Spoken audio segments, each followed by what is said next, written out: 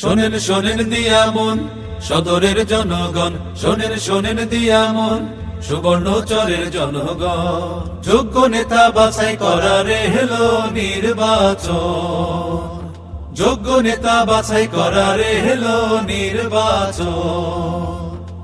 যে নেতার সততা ও ইমানদারি সামনে সবার, যে নেতার সম্ভাবনা বিপুল ভোটে জয়ী হবার, যে নেতা জিতে আসলে জোয়ার আসবে উন্নয়নে, যে নেতার যোগ্যতাতে সন্দেহ নেই জনমনে, সে নেতা চিনতে এবার ভুল কইরো না আর।